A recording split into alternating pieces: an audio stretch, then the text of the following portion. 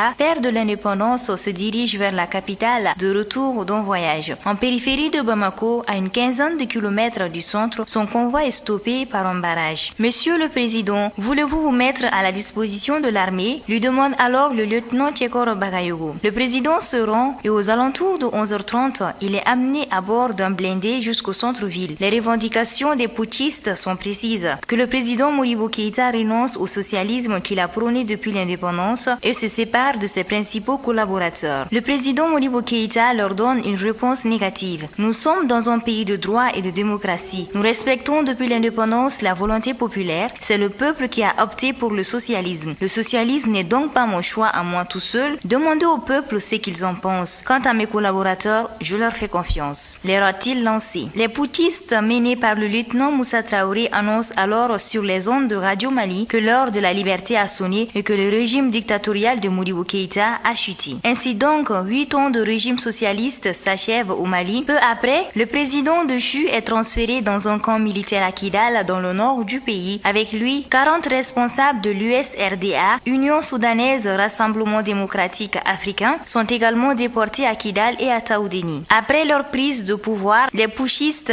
abolissent la constitution et fondent le comité militaire de libération nationale CMLN, qui devient l'organe suprême du pays. Dans les jours suivant le coup d'État, le nouvel homme fort, le général Moussa Traoré, devenu président, fait adopter par référendum en 1969 une constitution et le Mali s'enfonce dans la dictature et la répression jusqu'en 1991. Le président Modibo Keïta décède le 16 mai 1977 au camp militaire de Dikoroni à 62 ans et dans des circonstances encore troubles puisqu'aucune autopsie ne fut autorisée selon le journal Jeune Afrique. Sur les ondes de Radio Mali, la junte annonce son décès et des manifestations éclatent en marge de son enterrement et sont violemment réprimées. 19 novembre 1968, 19 novembre 2018, 50 ans après le coup d'État qui a renversé le président Modibo Keïta, nous nous sommes intéressés à sa vie et à ses œuvres. Qui était ce grand homme, premier président du Mali?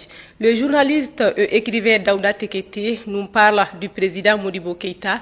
Il est au micro d'Amadou Niamedi.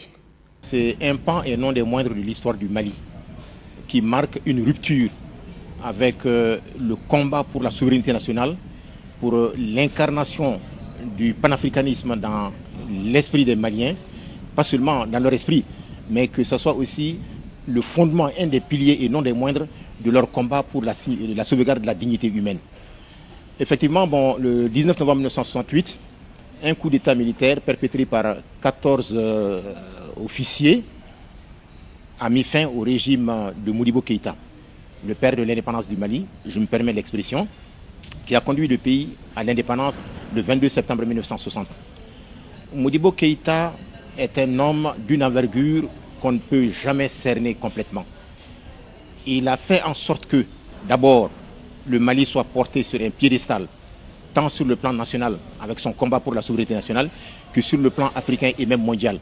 Parce que son combat pour la paix, pour l'unité des peuples africains, n'a laissé aucun panafricaniste sincère indifférent. Modibo a dirigé ce pays pendant 8 ans, de l'indépendance en 1960 au coup d'État le 19 novembre 1968. Pendant ces 8 ans, il a fait en sorte que le Mali émerge, que le Mali soit respecté sur le plan national et sur le plan international, africain et international. Qu'a-t-il fait pendant ces 8 ans? Modibo a compris que aussi longtemps qu'un peuple ne revient pas sur ses valeurs qui ont fait la force des sociétés qui ont précédé les générations au moment avec lesquelles il a dirigé le pays, on a tout faux. Pourquoi? Parce que la qualité des ressources humaines est la première richesse d'un pays. Quelles que soient les compétences dont on dispose sur le plan technique, quelles que soient les ressources naturelles dont on dispose, aussi longtemps qu'on ne travaillera pas à l'amélioration de la qualité des ressources humaines, rien, aucune de ces compétences ne pourra nous servir. Et c'est pourquoi, dès l'entame de son pouvoir, il a fait de la transformation de la mentalité du Malien et de l'Africain son combat. Qu'a-t-il fait dans ce sens?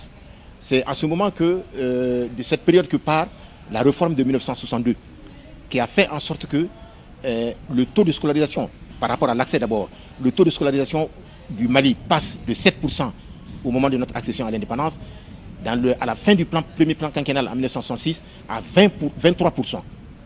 Donc, il a créé de nombreuses infrastructures sur le plan scolaire, Je rappelle par exemple qu'en une seule année, dans le cadre du plan quinquennal, le régime de Modibo Keïta est arrivé à faire construire 300 salles de classe sans apport de l'extérieur. Tous les lycées dont on parle aujourd'hui, le lycée Askia Mohamed, le lycée technique, le lycée de jeunes filles, le cours Bouyagui, le lycée de Badalabougou, le lycée de Banankoro, le lycée de Sévaré, le lycée de Markala, hein, l'école normale d'enseignement technique féminin de Ségou, tout ça c'est l'œuvre de Modibo Keïta. Au moment de l'accession à l'indépendance, nous n'avions aucune structure d'enseignement supérieur. Et c'est Modibo aujourd'hui, ceux dont on se targue, et son régime, qui ont construit par exemple l'école normale supérieure, l'école nationale d'administration, l'IPR de Katibougou, l'école nationale des ingénieurs. Et en mars 1968, on a posé la première pierre de l'école de médecine. Donc, sur ce plan, que peut-on dire mieux? Donc, il a fait en sorte que l'accès soit ouvert à tout le monde, enfants de paysans, de cadres, à tous les niveaux. Donc, ça c'est déjà un acquis. Et sur le plan de l'amélioration de la qualité, il a fait en sorte que progressivement, nos langues nationales jouent le rôle qui leur est dû dans le développement social, culturel et même économique du pays. C'est lui, par exemple, en son temps, en 1968, qui a fait élaborer l'alphabet des 4 langues. Le tamashek, le sonrai, le fulfulbe et le bamanankan. Et mieux, il avait fait travailler des cadres de manière à ce que les termes scientifiques, techniques, trouvent leur correspondant dans nos langues nationales. Je ne m'en vais que dire que ça. Et sur le plan des infrastructures, au moment où nous accédions à l'indépendance, le Mali n'avait que 370 km de routes bitumées, si vous voulez, goudronnées. Mais en 1966, à la fin du premier plan quinquennal, nous étions arrivés à 1600 km de routes bitumées. La voie qui va de Bamako à la frontière du Mali avec la Côte d'Ivoire, c'est fait sous Modibo. La voie qui va de Bamako à Mopti, c'est fait sous Modibo, bitumé. La voie qui va de Sikasso, Kouchala, Kouri, la frontière avec le Burkina, c'est fait sous Modibo. Et le gros pont métallique qui existait, dont on a changé seulement l'infrastructure, je crois, il y a 1 an, l'année dernière, qu'on appelle le pont de Kouro, c'est fait sous le régime de Modibo.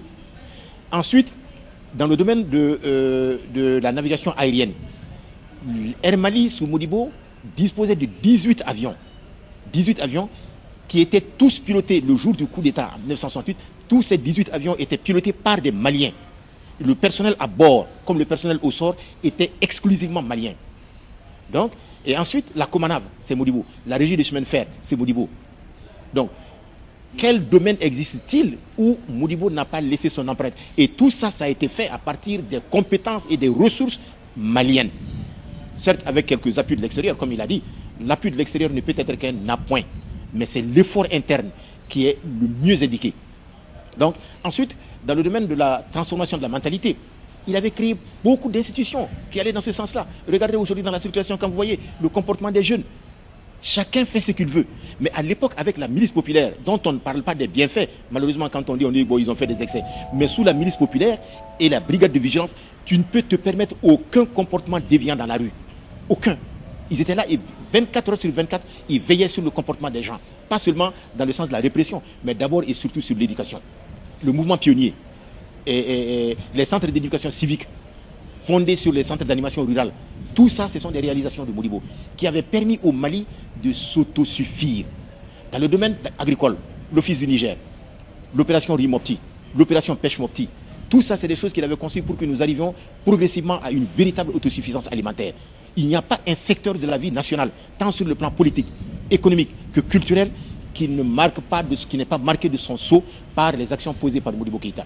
Tout ça, ça avait fait que le Malien était respecté à l'extérieur. En train de faire le bilan des réalisations passées dans